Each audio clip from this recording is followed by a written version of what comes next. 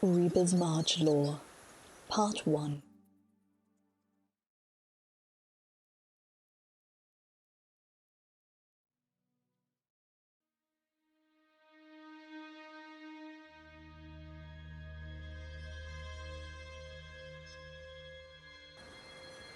A Looter's Paradise by the Silver-Haired Shadow. You don't need to know my real name. Not sure I remember it anymore anyhow.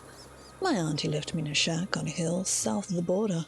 Never thought about it much until I lifted Troll's golden girdle from the Temple of the One. Suddenly, life got real complicated, and I decided it was time to go claim my inheritance. Auntie, let's call her Auntie Alias. No point telling you too much. Was an Imperial Border Scout, part of the cohort stationed at Fort Sphinx Moth, in the hills between Elsewhere and northern Valenwood. In the late days of the Second Empire, the job of the Border Scouts was to keep the quarrelsome locals in line so as not to interfere with trade. Free trade by Alice, Auntie would say, opening another bottle of Surreal Farms and winking. Lifeblood of the Empire. Now, the Scouts couldn't drop every little border vendetta, but they did prevent the cats and the runty elves from engaging in wholesale slaughter and kept the bandits off the road from June to Aranithia. Auntie liked the climate, so when she retired, she bought up this little plot, came down and put up her hut. It's bigger than it looks, by the way. Goes way back into the hill, and you can bet Auntie dug out a back door, just in case. By the time I got here, one dark night in sun's dusk, with the wound in my thigh leaking blood, and again after that wild ride on the stolen horse, the Border Scouts were long gone, and the Dawnmead marchers had returned to their natural state, just one law shy of anarchy, and that one law was the law of revenge. It was the Vindusk Wood Elf tribe versus the Dalam Khajiit tribe, and it was near continual war of cross-border raids and midnight murders. They took turns occupying the ruins of Fort Sphinx Moth, sending out bands to waylay merchant caravans, raid villages and towns, and pay off old scores. Neither side noticed me hiding in the old shack during the daylight and slipping from shadow to shadow around the marches after dark. The place was a killing ground. I could hardly go 500 paces without encountering a dead warrior, a half-empty cart, or a slain merchant. It was a looter's paradise. Ah, those were the good times. Too good to last, I suppose. Eventually, the Vindusk bandits overreached and staged a raid on Aranithia itself, right about the time the Darkham Cats tried to take over the organized crime in Dune and the Thisreen area. The respectable citizens on both sides of the border formed militias, low-hide mercenaries, swept the hills clean, and that was the end of the brigandry in the marches. The Vindusk tribe actually reformed itself as a Bosmeria regular unit, the Vindusk Rangers, while the surviving Dakams became the nucleus of the June Guard Outwalkers. The border settled back down, and the lifeblood of the Empire resumed its flow. Fortunately, I was there to recognize opportunity when I saw it coming down the road from Dune, laden with trade goods. By the next Fredis, I was in Breville, looking up a few of my old contacts. Half a season later, it was me and the newly dubbed Murkwater gang who were occupying good old Fort Sphinx Moth, digging out the barracks and sharpening our blades and repairing the old traps. The good times are back. Cohort Briefing, Aranithia, by Centurion Ilias Oxella. This unit will begin occupation of Aranithia within a fortnight. To ensure our success in the operation, every soldier needs to some knowledge of the city and its civilians. Go in unprepared, and you'll end up robbed blind or stuck full of wood elf arrows without knowing how or why. Having spent some years guarding caravans in transit from Aranithia to Skingrad, I can provide the information you need to avoid personal harm and unnecessary provocation of the citizenry. Don't be lulled into complacency by the familiar buildings, but this city is nothing like home. Though some Colovian traders from north of the River Strid have settled here, they're outnumbered by the Wood Elves from the south and the Khajiit who roam in from the eastern savannas. In the past, the city's allegiance has changed as often as the wind, but the flimsy Khajiit hovels and the elves' temporary tree shaping don't endure like the good Colovian stone, from which most of the lasting structures are built.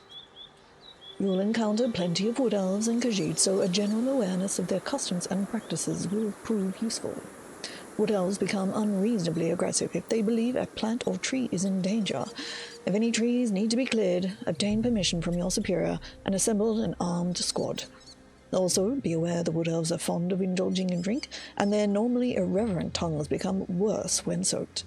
A word of advice: do not engage in drinking contests with these elves, no matter how they taunt you. Khajiit make up a sizable portion of the population, though few hold permanent residence here, or anywhere. These moon worshippers drift in and out in bands, bringing their sugary liquors and garish furnitures to market. Exercise caution if you're approached by one of the pleasure partners that often travel with these caravans. They are invariably thieves, and by the time you realize you've been picked clean, they'll be halfway back to Dune. On a related note, we've caught wind that a ring of skooma smugglers may be operating out of the city's shamefully disused Temple of the Divines. This is an affront to the Divines and will be investigated once our hold is established. We will clear out the scum if the rumors prove true, but there is to be absolutely no looting of the temple. In time, we will restore it to its rightful glory. Your job is to make certain that our grip on Arenthia is ironclad. Enforce martial law and keep the peace as much as possible, but be swift to quell any potential disturbance. Remember, no culture can claim traditional ownership of this city. It belongs to the banner with the most troops on the ground, and that's going to be ours. Elven Eyes, Elven Spies, by Zwinthodr Raundar. Spies work among us, across elsewhere, in every street, in every village, around every campfire. We are watched. But of course, you say, our tribal elders and clan mothers watch over us always in the name of Alkash, Mara, and Azura. And that is true. So they do. But there are others. Others who would watch our every move, who suspect us of disloyalty, who can report us as unfaithful and treasonous. Report us to who? To the officers of the Main? Oh no, not catfolk at all. These watchers report only to the elves. Admit it, you have heard their name, but only in whispers, and you dare not to repeat it. They are the eyes of the Queen, the eyes who are beholden to no one but that tall and terrible Queen Irene. Her eyes see everything, they say. But how, since elves cannot go everywhere? Because, Khajiit, Elven Gold can, and does. Hush, you know it to be true. And because you are watched, your tail dance droops ever so slightly. Your ears stand a little less proud, and you look over your shoulder a little too often. Because who can say who has been bought and who has not? Who might be sending reports about you? And what might they be saying? Where did that neighbor of yours go last Midas? Was it to receive new orders from the eyes? Or was she taken away, perhaps to Eleanor itself, and the dungeon beneath the crystal tower? Beware, Khajiit. Keep your whiskers alert. This one is watched, and this one may not be permitted to warn you again. Yours for the taking, by Catonius Libo, aide-de-camp to General Lavinia Axius. Freeborn Colovians, you are hereby called to serve your homeland, and in the process serve yourself, your family, and your heirs. Extraordinary news!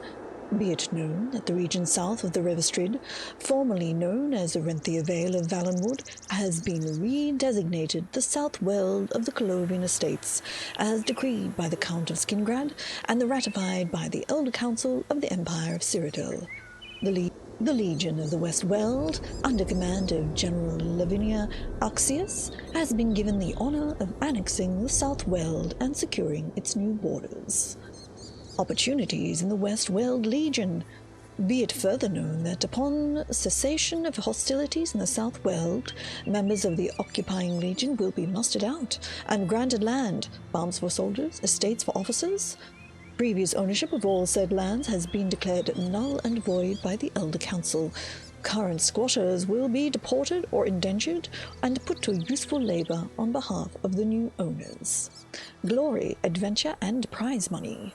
Serve in the South Weald and earn the plaudits of grateful Colovia. Consider also that after the previous conflicts, many freeborn Colovians were able to enter the lower nobility by virtue of copious ransoms elicited from families of important prisoners. This may be the best chance for advancement in this generation. Don't miss out due to fretting, timidity, or trivial entanglements. I hope you've been enjoying these lore readings, and if you have, please do consider subscribing to the channel. Thanks for watching.